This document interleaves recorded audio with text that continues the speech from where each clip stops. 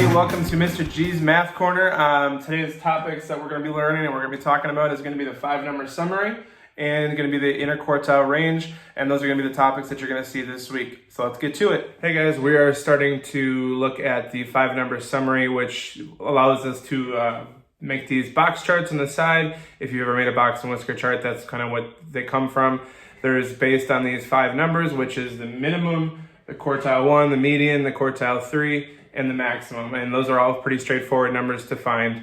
The minimum and the maximum are the two easiest. It's just the highest and the lowest number. The median, which you guys have probably worked with before, is the middle number, and then the quartile 1 and quartile 3 will be the two new things that you probably haven't worked with yet. Quartile 1 basically just identifies where is the 25% marker in the data, and then where is the 75% marker in the data for the quartile 3. Okay, and that's kind of what that chart over there breaks down. There's two other things that we're going to talk about right here, which is in the bonus stuff, which is the range, which all it is the highest number minus the lowest number, and then the interquartile range, which is often referred to as the IQR, which is basically the middle 50% of your data. It's this little middle chunk right here. So if you look here, I've got 5 numbers in a row. I've got the numbers 10, 20, 15, 12, and 18. And the first thing I need to do in order to get my 5-number summary is to put them in order from lowest to highest. So as you can see, I did that, 10, 12, 15, 18, and 20. So the two easiest numbers to take care of right off the get-go are minimum and maximum. Obviously, those are my lowest and my highest numbers. So in this case, my lowest number is 10, my highest number is 20, so that's my minimum and my maximum. Okay, the median, as you know, is the number in the middle. So basically what I usually do to find out the median is I kind of check off numbers until I get to the middle. Okay, so I check off one from each end, highest, lowest, in reverse order. The next highest and the lowest, and then that becomes my median. That's my middle number. Okay, so my median in this case is going to be 15. Okay, now the tricky part comes when I need to do the quartile 1 and quartile 3, because this is my middle number. Okay, but you'll notice there is no middle number on the lower half, because that's what my quartile 1 is. It's the middle number of my lower half of it data. Okay, so if I look, there's no middle number. So what I have to do is I have to take the two numbers that are there and find what's in between them. For some cases, like this one, 10 and 12, that's really easy because it's what's in the middle of 10 and 12, well, that's 11. But if you didn't know, what you would do is you'd take 10 and 12, add them together, and then divide it by 2. And you'd get 11. Okay, same thing for quartile 3. I look to my upper half of my data, 18 and 20, I don't have a middle number, so I need to do the same thing. What's in between 18 and 20? Well, you should know hopefully that it's 19, but if you didn't, again, what you would do is you'd add 18 and 20 and then divide it by 2 to get my quartile 3. So my quartile 3 is going to be 19.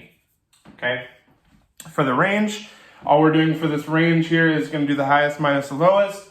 So 20 minus 10, that gives us 10. Okay, IQR is going to be whatever our Q3 is minus our Q1. So our quartile 3 was 19, our quartile 1 was 11, so 19 minus 11 gives us 8. So that's kind of the one way you'll see this. You'll see it with 5 numbers, sometimes you'll see it with even numbers, with odd numbers, and I will jump to the even number right now.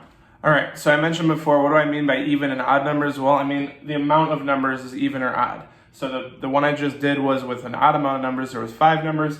This one has 6. Now the reason I did that is that because things change now. Everything for the minimum and the maximum kind of stays the same, where the lowest number is my 8, the highest number is 44. Again, don't forget to put them in order, okay? That's your first step, okay? Second step, let's get our median, okay? So if you look, again, I'll do my cross off my lowest, cross off my highest, cross off my lowest, cross off my highest, and now I'm stuck with 2 middle numbers, okay? So if I don't know what that number is in between, again, go back to that average. Do 12 plus 24, divide it by 2, and you will get 18, okay? Now, what I usually do with my data is I will put this number right here, so I know that this is where my median is, okay? Now, if you look for the Q1 and the Q3, now things are a little bit different now. Because if I look, now my lower half of my information has 3 numbers, and my upper half has 3 numbers as well. Now, I created a number in the middle because that's where my median is, okay? So if I look, now I can see, all right, what is the middle of my bottom half? That's my quartile 1. Well, if I cross off the 8 and the 12, I'm left with 10. Okay? If I want to find the quartile 3 up here, I'll do the same thing. Cross off my lowest of the upper half, cross off the highest of the upper half, and I'm left with 30. Okay? So that's how to find the quartile 3 and the quartile 1 if you have an even amount of numbers. And usually what you're going to have is you're going to have those two that are in the middle because I've now created where the median is. Okay, for the range, same thing we did before. We'll do the max minus the min. So 44 minus 8, that's going to be 36. And then the IQR is going to be our quartile 3 minus the quartile 1. So 30 minus 10, well, it's pretty easy. We got 20 here. And then we can make a graph off that data. So what you'll end up doing with this data is you're going to end up making a box and whisker plot. Some people call it a box plot. It doesn't matter. What it does is it kind of shows you the spread of what your information looks like. Why is that important? Well, you can look at your information and see, is your information consistent? Is it spread apart? What does it look like? Okay, so if I take all these things, each one of them represents a part of my graph. So the minimum is going to be where the whisker starts. Okay, that represents the lowest number. Okay, the Q1, that's going to be the next number, which is going to represent the first part of my box. Okay, the median is my middle number. That's going to be right by 18. My Q3, is going to be 30. That's where the 75% mark is. And my maximum is 44. So that's going to be way out here. Okay, so what I can do is I can look at all my information with this display here. Okay, so if you look, this little tiny chunk is 25% of my data. This bigger chunk is another 25% of my data. This chunk here is 25% of my data, and this chunk here is also 25% of my data. So if I broke it down, you could kind of see it gets bigger as we go. And that's because these numbers get more and more spread apart as I go higher on the number line. Okay, so if I look, each of these chunks, again, is 25%. Okay, well, what does that mean? Well, that means 25% of my numbers are in there. Okay, so when I'm talking about, well, where can I say half my data is? Well, I can say half my data is between here. This is my IQR, my Q3 minus my Q1, and we already found out that that was 20. So there's 20 numbers in the middle that represents the 50% of my data. Okay, and that would be a box and whisker plot. The next question you have is probably, where could I use this information? Why do I want to know this? All that kind of stuff. Well, if you look behind me, I have a list of ages of teachers. Okay, this is just something that is made up. It's not realistic. It's not from our building or anything like that. But what I'm encouraging you to do is I'm encouraging you to try this. Okay, and then I will go through it step by step, and I will show you kind of what to do as far as getting your 5-number summary. Okay, go. Oh, dang. All right, so if you look, I have all my data in order now. Okay, so that's always the first step, is going to be to put the data in order. Okay, so then my minimum is my lowest, again, 22. My maximum is 62. Okay, my quartile 1 is going to be, well, I can't do that yet. Can't do quartile 3 yet either. Got to do the median first. So let's go ahead and find the median. So I'll cross off lowest, highest, cross off lowest, highest, lowest, highest, and keep going until you have something in the middle. Again, I don't have a middle number. So what I need to do is I need to find out what's in between these two. Well, this one's fairly easy. What's between 35 and 35? It's 35. Okay, so 35 is gonna be my median. Now here's the thing that a lot of people forget.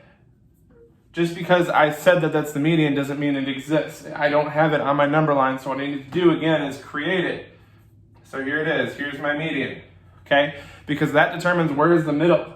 Okay, if I don't have my middle, then I can't find my Q1 and my Q3 because I don't have a middle. Okay, so here's my middle number. Now my quartile 1 is going to be in the middle of the bottom half, and my quartile 3 is going to be in the middle of my top half. So cross off one by one as always. 22, 35, keep going. And again, I'm stuck with two numbers in the middle again. Okay, so what's in between 28 and 30? Well, that's 29. Again, if you didn't know how to do it, you'd add 28 and 30 and then divide it by 2. That's my quartile 1. Okay, quartile 3, the same thing. So I'll look at crossing off lowest, highest, lowest, highest, 45 and 79. What's in the middle of 45 and 79? 47. Again, if you didn't know, 45 plus 79 divided by 2, that would be 47. Okay, so you see I've created a number line, although it's not very straight. You know, you do what you can. So here is my 5-number summary. What I'm going to do is I'm going to plot that on my number line and see what it looks like. Okay, so my minimum is 22. That's right above 20, so that's where the dot goes. My maximum is 62. That's where my other dot goes. Okay. 29 is my Q1. That's right below 30, so I'm going to put a line there. That's the beginning. That's my quartile 1. That's the beginning of my box. Okay. My median is at 35. My quartile 3 is at 47. And then that's going to be my box. And these are going to be my whiskers. All right, so I know what you're probably thinking. Who cares? What does this tell me? Well, if you look at all of these, this data on the chart here, you can figure out a lot of things. If you look at this chart, you can see that 50% of my data is between 22 and 35. That means the majority of my teachers here on this set of data are going to be younger because they fit in this little category right there. Okay. What you also see is you see this big 25% mark here, and you see this big 25% chunk here. Okay. So what does that all mean? Well, that means that the ages of the older teachers are very spread apart, which is kind of why you see this getting longer as I go over to the right side. Okay, so that is kind of what you're able to tell from a set of data. So what you end up eventually doing is you're making comparisons. Okay, so you might have one box versus another box, and we'll get into how to do this some other time, but what I want to do is I want to basically explain what kind of information can you get from a box plot. Well, if you look, you have Team 1 and Team 2. Okay, and they're being compared based on the topic, which is runs scored. So as you can see, I got 0, 2, 4, 6, 8. Most of you know I'm a big baseball fan, so that's where I'm talking runs. Okay, so if I look at Team 1 versus Team 2, I'm able to tell a lot of things. So for example, if I ask you the question, who scores more consistently? You would say Team 2. Okay, so Team 2 looks like it scores more because the most of their data is kind of concentrated in this area here, whereas Team 1 is spread all over the place. Okay, sometimes they score high, sometimes they score low, sometimes they score nothing, whereas this team pretty consistently scores between 4 and 12 runs. Now, they may not have scored the most, but you could ask that question. You could say, okay, well, who scores the most runs? And you would say Team 1 because they scored 14, where the highest the Team 2 scored is 12.